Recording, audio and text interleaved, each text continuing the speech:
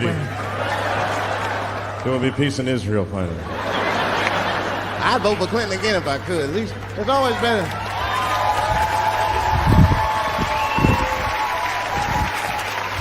Now again, I'm not looking at his politics. Don't know what his politics are. I'm just looking at his behavior. I understand that kind of behavior. I know a lot of dudes with them shortcomings. Weed smoking fornicators. There's a lot of them. I mean, come on now. Let's be honest. Let's be honest. Bill Clinton was not the first president to do what he did. Now let's think back for a minute. Remember a guy named Kennedy, John F. Kennedy? Remember him? He fucked Marilyn Monroe. Matter of fact, him and his brother Bobby fucked Marilyn Monroe. And history doesn't talk about that much. You know why history doesn't talk about that much? Because those 2 pages in history are stuck together. They was getting it on. They were getting it on. I seen the tapes. Remember the tapes? She'd be singing on there. She'd just party, stressing them out. Happy birthday, Mr. President. Bitch, my family's here.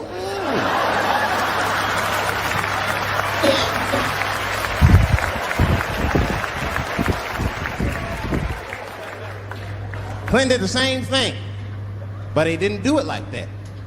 Because it's the year 2000, he's busier than Kennedy was. He's a busy man. Clinton did that kind of thing the way busy men do it. You know what busy men do? They fuck who's close to him. I can tell that's what Clinton was up to. It looked like he just stuck his head out the office door and shit. Oh, boy.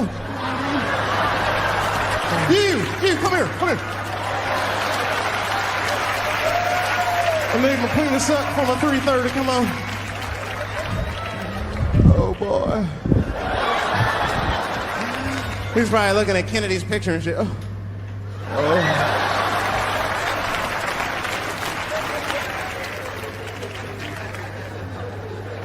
And then to top it off, he lied, which I thought that was special. I did, man. I know how he did. I've been accused of having sex with a girl I did not have sex with before. And let me tell you something. That shit is infuriating. You ever go through that? You know, it'll make you crazy. You be screaming at your best friends. I didn't touch that bitch, nigga. I'll kill you. Fuck you, nigga. I'll kill you. Please believe me. Please believe me.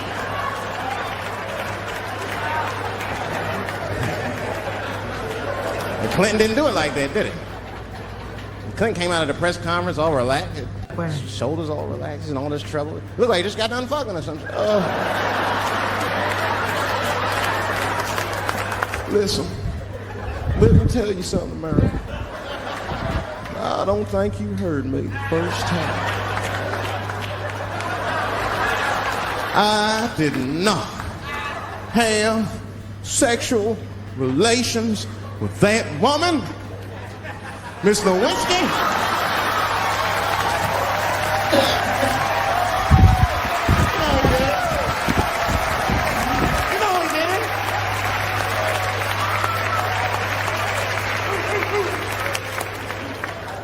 Everybody knew what that finger smelled like. Nobody cared. Nobody cared. We all watched. We was disgusted, but we kept watching the news. I know I did. I was taping it. So I'd be at the crib like, baby, turn the lights off. The news is coming on. Every week on 60 Minutes was a different girl accusing Clinton. Remember Kathleen Willey came out? She was upset. The president called me into his office. He began massaging my breast slowly. I'm sorry.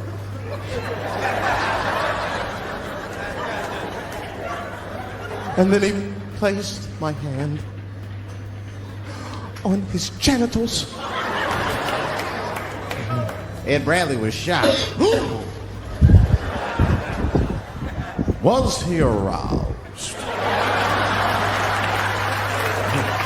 I was at home like, yeah, was he aroused?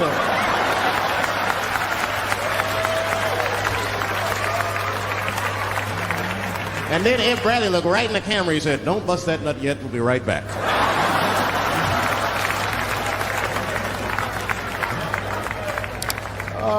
man, the news had never been so good.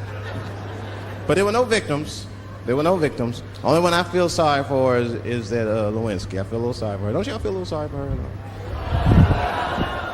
God damn, y'all, come on, man. That's a hard thing to be famous for, man. Ain't nobody want to be the most famous cocksucker of all times and shit.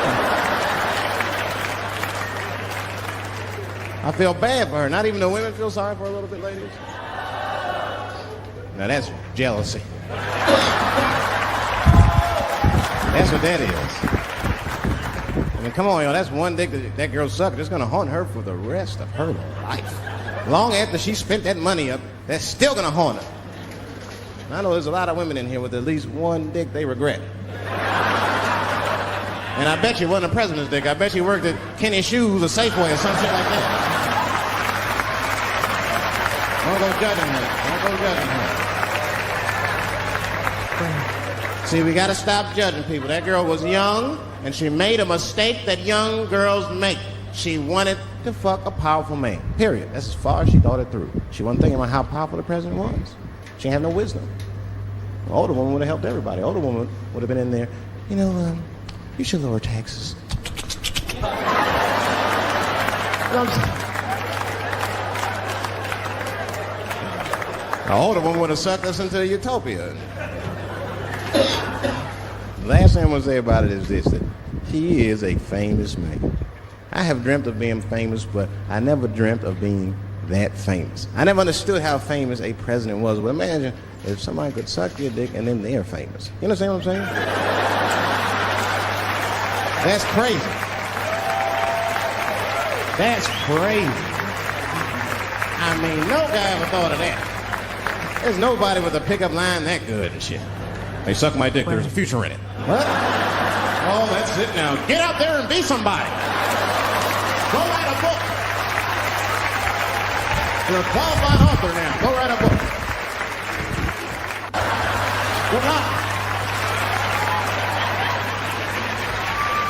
The only thing in our society that bothers me the most is the way that men and women don't get along no more. That's really what's bugging me about it. Men and women just don't get along. Like, I hear women say this all the time. I know a lot of you sisters be like, chivalry is dead. Don't you? Don't y'all feel that way? Like men aren't gentlemen anymore? That's right. Chivalry is dead. And women killed it.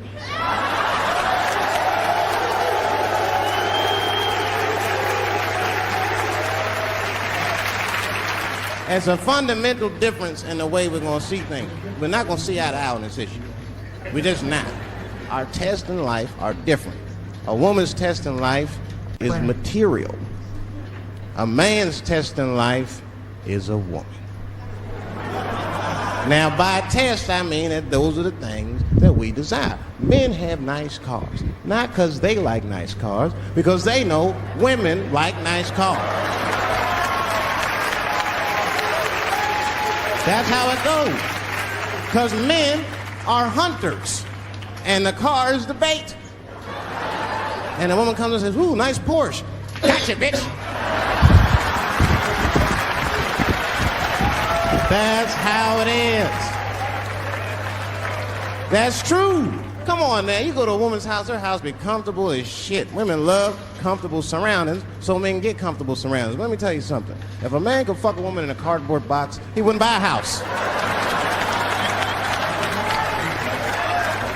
But that's still not where chivalry got killed. Chivalry got killed by the feminist movement on the magazines that got women going crazy, because women got too much advice about men from other women. And they don't know what the fuck they're talking about.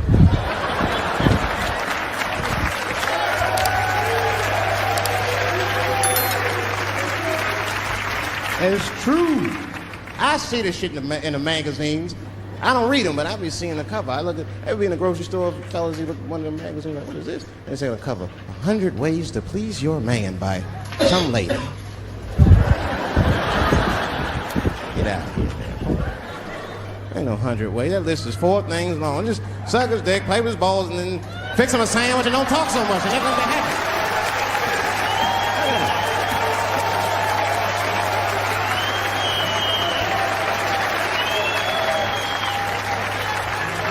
And then The magazines trick the women.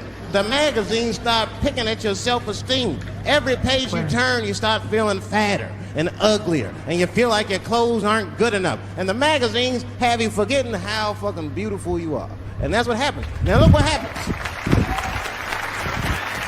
And then you forget how beautiful you are, and we all suffer. If pussy was a stock, it would be plummeting right now because you flooded the market with it. You're giving it away too easy.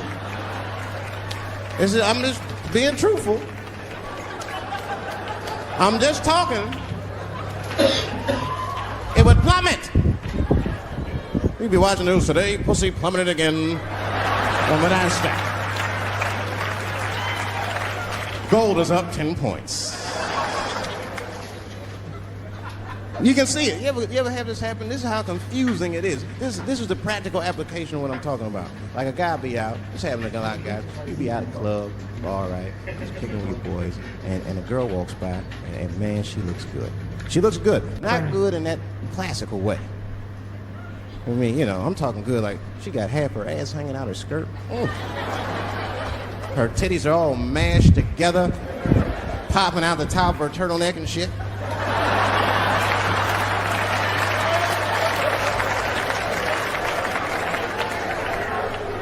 And you with your buddies, right? You with your buddies, you got a couple drinks in you, and you see a girl, you might try to talk to her. This might not come out right. I don't know what you say, but damn, look at them titties. The girl gets mad and says, wait a minute. Just because I'm dressed this way does not make me a whore. Which is true. Gentlemen, that is true. Just because they dress a certain way doesn't mean they are a certain way. Don't ever forget it. But ladies, you must understand that is fucking confusing. Just is. Now that would be like me, Dave Chappelle the comedian, walking around the streets in a cop uniform. Somebody might run up on me. Oh, thank God. Officer, help us. Come on, they're over here. Help us. I'm like, man, just because I'm dressed this way does not make me a police officer. You understand what I'm saying? It's like, all right, lady, fine. You are not a whore. But you are wearing a whore's uniform, I'll tell you that shit right now. Little misunderstandings can happen. And then men, we misunderstand women a lot. You know, we always undermine their feelings. You can't do that to them. You can't. Because, see, feelings are, see how they clapping? Feelings are very important to women. They are all important. I'm just learning this shit.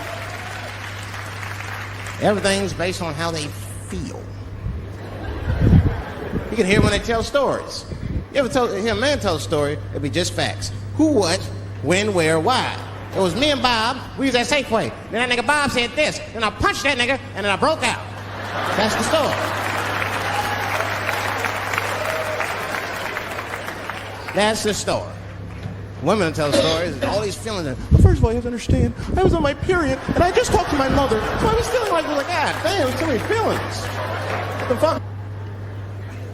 You gotta talk about them. That's how they always get me. I'll be sitting there, watching TV, chilling and shit. My old lady come up to me. David, we need to talk. Fuck! I don't say that out loud.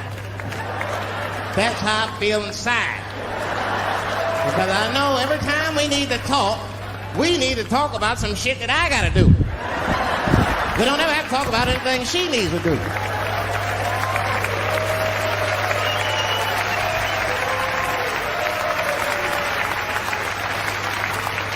She leaves me defenseless.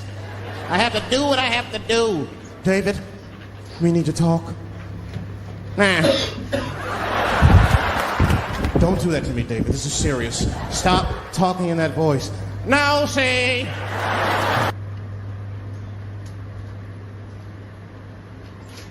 Hey, thank God. And I have $60 to my name.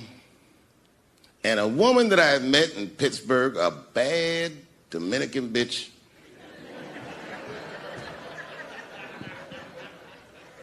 was coming to New York. She was going to spend the weekend with me. I couldn't wait for her to get there. She was coming that evening. But remember, I only had $60 for a whole weekend to entertain a bad bitch. Now I'm walking through Greenwich Village, and I see something I've never seen before. 3-card Monte. You know what that is? Yeah, the guy had the whole thing. The table was set up, and he had the 3 cards, and the crowd was hooting and hollering, and he was like, find the red card, find the red card, and people were playing. Sometimes they win, sometimes they lose, but it was really exciting, and I'm standing there watching it, and I noticed while I'm watching them play this game that the red card, the one you're trying to find, had just a little bend on the corner. And I'm watching it, and I'm like, yo, this guy doesn't seem to know that red card is bent. I'm going to beat this motherfucker. And I walked up to the table, and I said, let me play a hand. And I put my last $60 on that table, and he starts to shuffle and find the red card, find the red card. And I kept watching that bent card go around the table, make sure I kept my eyes on that bent card. And when he stopped shuffling, and he said, find the red card, I pointed to it with confidence. Here it is right here. And he flipped it over, and it was black. And he took my money.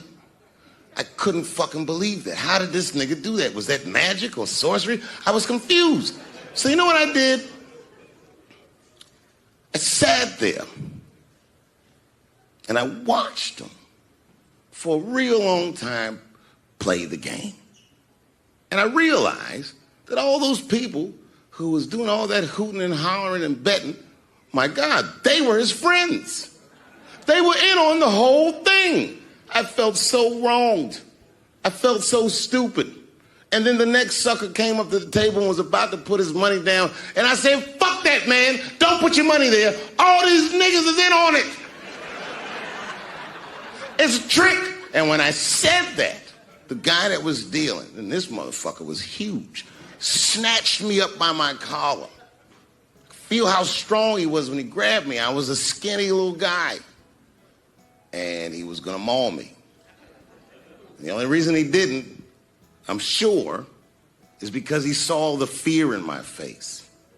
And that fear, he looked at me. I saw his eyes go from hard to soft. He softened. Then he looked at me like the way a father would look at a child. And he said to me, young man, don't ever come between a man and his meal. I never forgot that either. Most niggas would have to run the streets for years to learn a lesson that profound. It took me 2 seconds. Never get between somebody and their paper. Taking a man's livelihood away from him is akin to killing him. In our contracts, oh, these contracts are crazy. You should hear the terminology they say in these contracts. To use your name and likeness in perpetuity throughout the universe. Who the fuck could possibly know what that means? Nobody does. It's so complicated, in fact, that when you're a kid like me, you have to hire somebody to tell you what that means. And you sit down at a table and you do the contract game. And that's how I got with Comedy Central. I signed the contract. But I signed the contract the way that a 28-year-old expectant father that was broke signs a contract. I was desperate. I needed a way out. And it wasn't good money and it wasn't good circumstances. But what else am I going to do, I said. And all these white people sitting at that table told me, trust us, Dave, it's a good contract. And I looked around the table and they all seemed to agree it was a good contract. But what if it was like that game of 3-card Monte? What if they were all friends and I didn't know it? And the bag of money was Iceberg's money in the first place. day I made that phone call, the day I committed to it, it gets announced that Netflix is streaming Chappelle's show. Not just Netflix. HBO Max is streaming it too. Let me tell you another story about HBO. No, hear me out. Did you know, before Chappelle's show was at Comedy Central, I pitched that show to HBO. I told them what I wanted to do. Now, these are executives. All they have to do is say, yeah, we'll take it, or no, thank you, we won't. But they didn't say either of those things. They went too far. They said, literally, what do we need you for? That's what they told me, as they kicked me out of the office. What do we need you for? And here we are, all these years later, and they're streaming the very show that I was pitching to them.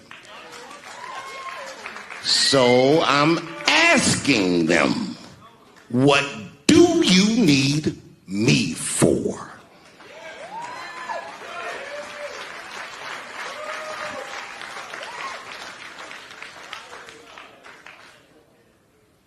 People think I made a lot of money for Chappelle's show. When I left that show, I never got paid. They didn't have to pay me because I signed the contract. But is that right? I found out that these people were streaming my work, and they never had to ask me, or they never had to tell me. Perfectly legal because I signed the contract. But is that... And I'll tell a joke, and they'll all look at me like I'm crazy. But 3 or 4 people will laugh really hard. And I'll be on stage like, yeah, that's good enough.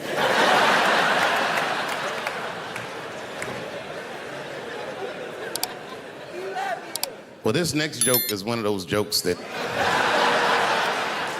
It's not, you know what I mean? I like to tell it, but it never does good. But I'm gonna do it. You know why it doesn't do good? I'm not good at impressions, but this is an impression. You ready? Okay. This is not gonna work. All right, this is my impression. It's my impression of the dead people on the Titanic. You didn't let me finish. This is my impression of the dead people on the Titanic as the submersible was approaching their ship.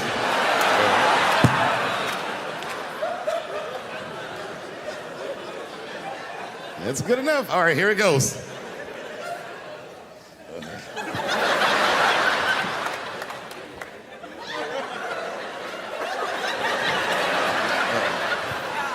I'm gonna do it. Okay, here it goes. Join us in our watery grave.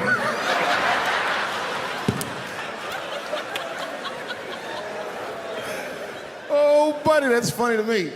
Listen, that is a funny way to die.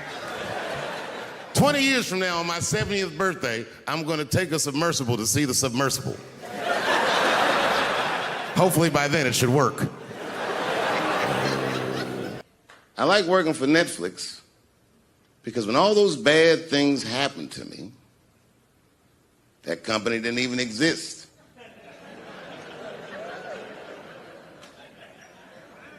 And when I found out they were streaming Chappelle's show, I was furious. How could they not know? So you know what I did? I called them and I told them that this makes me feel bad. And do you want to know what they did? They agreed that they would take it off their platform just so I could feel better.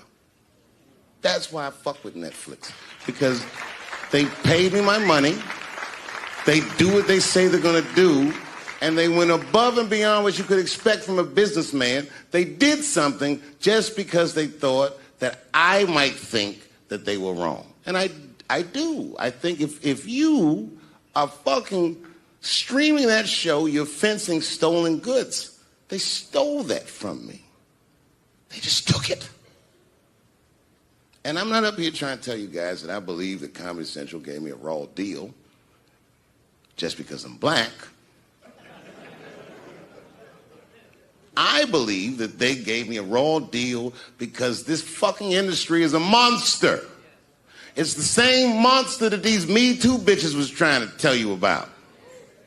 But they hate the monster for how it fucks. And I hate that monster for how it eats. But my God, man, it's the same monster. Was on this theater, and the kid that walked through that door would feel anything other than pride in their school and in their endeavors. Well, that's untenable to me. So on Friday, I decided that I don't want my name on the school. Hear me out. The Ellington family is my family. When this controversy came out, when the students were angry, at the height of their anger, they said, we still want to name the theater after you. They taught the kids about the nuance of art and activism. And I feel, a great deal of success. And it came around. So it's not that they did not want to give this to me. They're still my family. And I'm not going to say I don't want it. I'm going to say I'll defer it. Rather than give this theater my name, I would like to give these students my message to them. So it is with great honor that I unveil the new name of this theater, the Gerard Carmichael Theater. I'm just kidding. I'm totally joking. Let me see if I can get this here. This theater should be called the Theater for Artistic Freedom and Expression. I want that for myself, and I want it for every student that's educated at this school. And when and if you are ever ready, you can...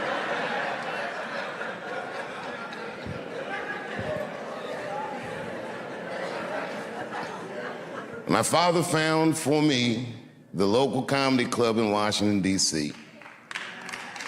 I called him. I found out when open mic night was, and I started to go there on Tuesday nights, just watch. And then one night I went on a weekend. I would get my money together and I would go to this comedy club and I would just watch these comedians, and sometimes they would talk to me. And I told one of the comedians after a show one night, I said, man, I really want to try to do this. And he said, well, he said, if you want to be a good comedian, you should know how to act. I said, why? And he says, he didn't explain it. I said, okay, and I told my parents, and this is how I came to find out about Duke Ellington. My mother, she said, there's a place you can go where you can learn to act right here in Washington. It's a high school. I said, you mean I would get out of Eastern?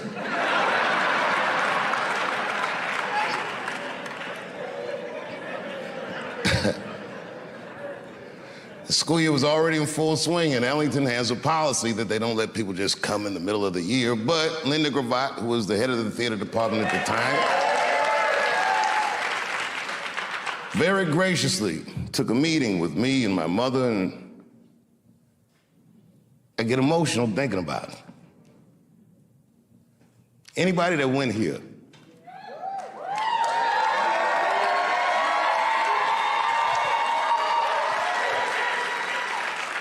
you remember what it was first like when you first walked through the door?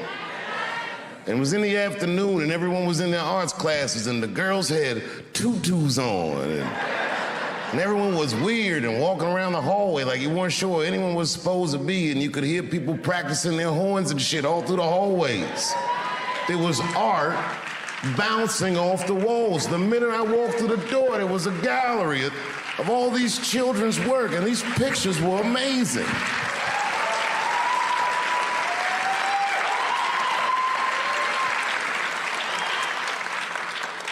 My first thought, when I walked through that door, I'm not good enough to be here, I'm sure. Miss Gravatt sat me down, she told me about the school, and you remember Miss Gravatt, she was very businesslike, but also very warm. She was intimidating, but palpably kind. She was a paradox of a human being. And she gave me a date for an audition. My mother said, okay, Dave, It's on you. Now, those of you who know me know that I didn't prepare for that audition. That audition was like a possession. It was just something that I was proud to have.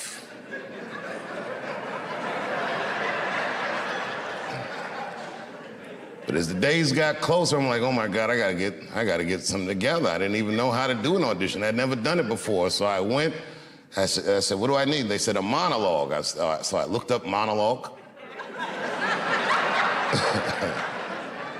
And I went to the library, the MLK library, this huge library, so I gotta find something. And I found a piece in one of those yellow script books. It was a monologue by Mark Twain called The Judge's Spirited Woman. I learned it in a night. You know, it was not hard for me to memorize things.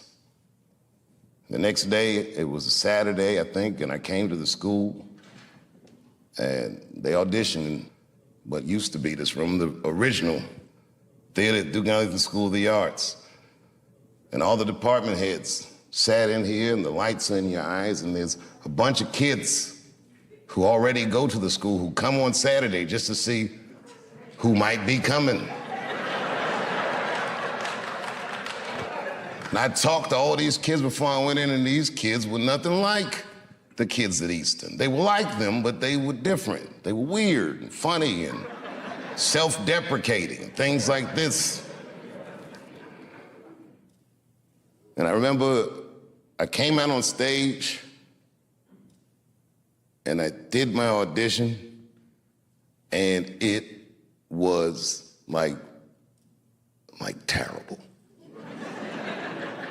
I froze up in the beginning. I started, and then I said, wait a minute, I'm messing up. Let me start again. And I was nervous, and I was scared. And in the middle of the audition, in the middle of the monologue, one of the teachers, Fred Leach, he said, Fred Leach, he goes, okay, that's enough. I said, well, there's still a little more. He goes, no, that is enough, he said.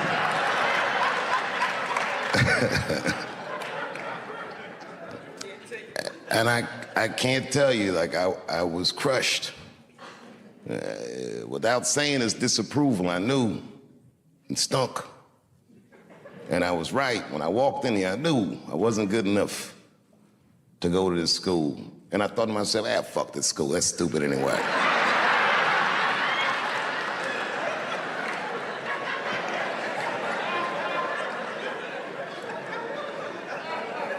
In first year theater, there's a question that they ask students from time to time. And it's a make or break question. And when you ask this question, you don't know. And the question is this. They say, why do you want to act? Now, if you say anything like, I want to be a star, you're not going to get in. I didn't know that. And I figured I already blew the audition, so I told him the truth. He said, why do you want to act? I don't. That's what I said. And they said, well, then why are you here? I said, because I want to be a comedian, and some comedian told me that if I want to be a good comedian, I need to learn how to act. And the teachers look at each other and go, thank you very much, and I left. And I was walking down the hallway, kicking rocks.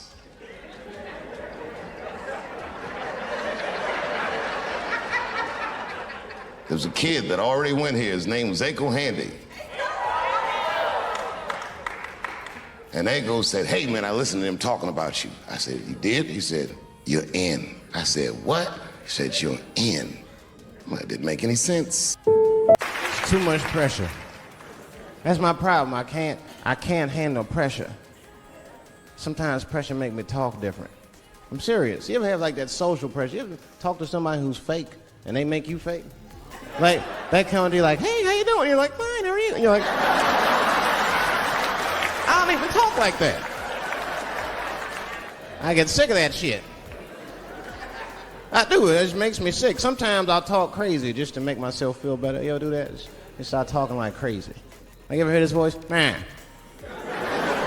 That's how bad guys used to talk in the 40s. In the old days. See, I talk like that. Not all the time, but if somebody put the pressure on me, fuck it, I gotta cut loose. If the police pull me over, I'll talk crazy. Son, do you know why we pulled you over? Nah, because I'm black, see? That's right. Nah. I do. It's not illegal to talk like that. How do they know I don't talk like that every day? Stop talking like that. Stop talking like white copper. Nah. That's how I talk, see?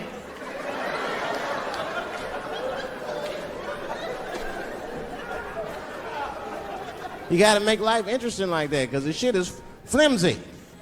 Life is flimsy. You think you're gonna live forever, you ain't not gonna live forever. It's dangerous out here. We know what's going on. I travel now, you know. I used to think D.C. had the roughest ghettos in the country. Nah, nigga, I have seen some shit now. Oh, there's some rough areas outside of D.C. Expecting to go? You know, usually you want to know when you're going to the ghetto, like, I'm going to see some wild shit. I got to prepare myself. I'm going to see something crazy. When you're taking, it's different. I had a limousine driver. It was after a show. It was late at night. It was like 3 in the morning. I had a limousine driver. He was a nice guy, talking to me and shit. Oh, hey, where you from, dog? D.C.? Word? That's a rough city, man. And his cell phone started ringing. Hold on 1 second. Hello? Oh, what's up, nigga? What? What the fuck? Slow down. What? What the fuck? No! No! No! Fuck that, nigga. Fuck it. I'm on my way. Woo.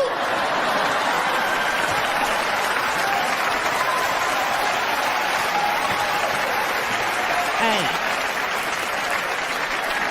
I gotta make a stop real quick. At 3 o'clock in the morning. I didn't know he was taking me to the ghetto at first. I started looking out the window. I was like, what the fuck? It was gun store, liquor store, gun store. Where the fuck are you taking me? This don't look good. He didn't say shit. He just pulled up in front of an old rickety building that looked like a project. Now, I'd never been there before. I'm not sure if it was a project, but it certainly had all the familiar symptoms of a project. A fucking crackhead ran this way.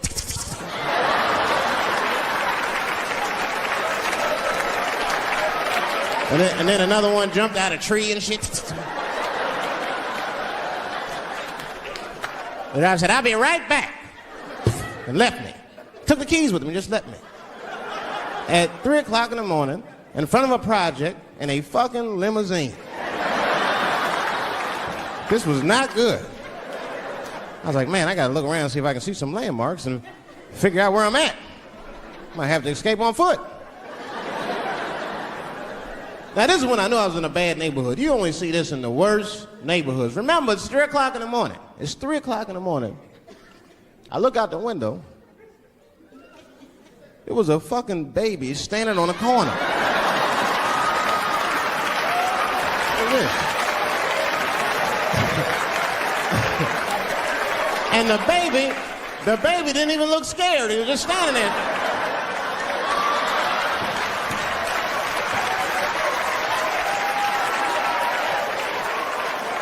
I mean, it made me sad. It made me sad, really. You know what I mean? Because I wanted to help the baby. I was like, I don't trust you either. I'm sorry. Click. Click. The old baby on the corner trick, eh? I'm not going to fall for that shit. Where's this limousine driver? You know, I start feeling bad. As time goes by, I start feeling worse. Like, man, what is wrong with me? What the hell's wrong? I'm scared of a baby. And this baby could be in trouble. He might need my help. I got to do something. But I wasn't going to get out the car. I'm serious, man. I just cracked the window a little bit. There's an old limousine. I could roll it down.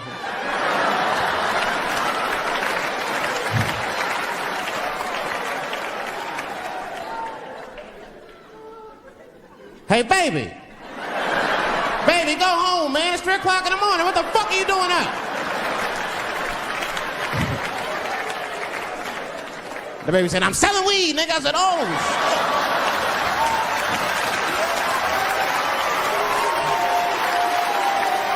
I wasn't expecting that. I'm serious. I had to buy 2 bags from him to calm my nerves. Let me get 2 corners.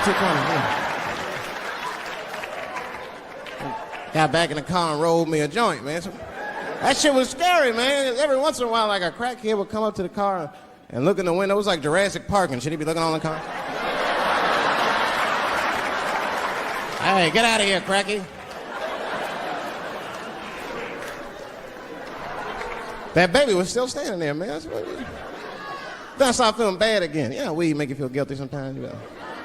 Man, what is wrong with me, man? I have just bought weed from an infant. I can't condone this kind of behavior. What am I thinking? I can't let the fear ruin my morals. Got to do something.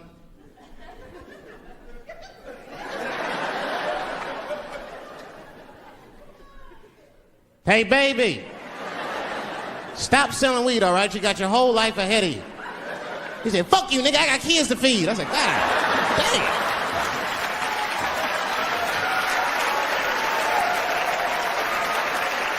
Sad. And just at that very moment, one of the crackheads was running across the street and got hit by a car.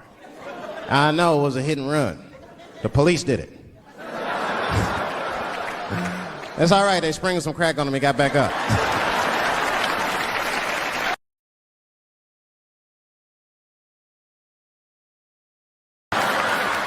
I gotta do this thing.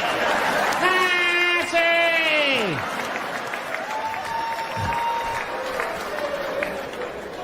I complain, but I'm happy I'm with somebody. I don't want to be single.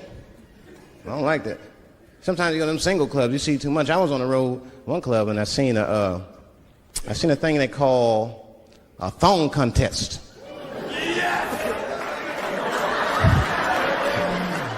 Yeah, I seen a thong contest. Yeah, it's some scandalous shit, all right. I couldn't get over that, man. Because the DJ, you know, I was dancing with a girl, and the DJ said, everybody that wants to be in the thong contest, please report to the DJ booth. Girl, like, excuse me. They put on that song, so let me see some thong, thong, thong, thong, thong, thong. Them girls was going off. Some of them pulled their pants down, some of them pulled their skirts up, all of them just shaking their butt. Some of them didn't even have underwear on, they was just fucking shaking their butt. I mean, really, I was fucking disgusted, but I couldn't turn away.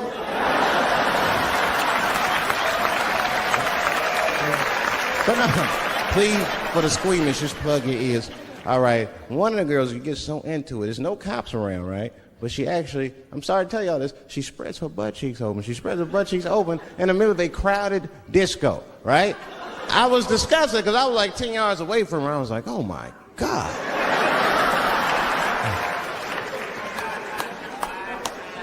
Is that her birth canal? Oh, it gets worse. Good God Almighty, is that a baby? I know that's gross. It's gross because it was a baby. Oh, it was the same baby from the projects. She's like, I snuck in the club, nigga. I got that weed if you need me. Just pat on the ass and I'll come out. Hey guys, thank you very much.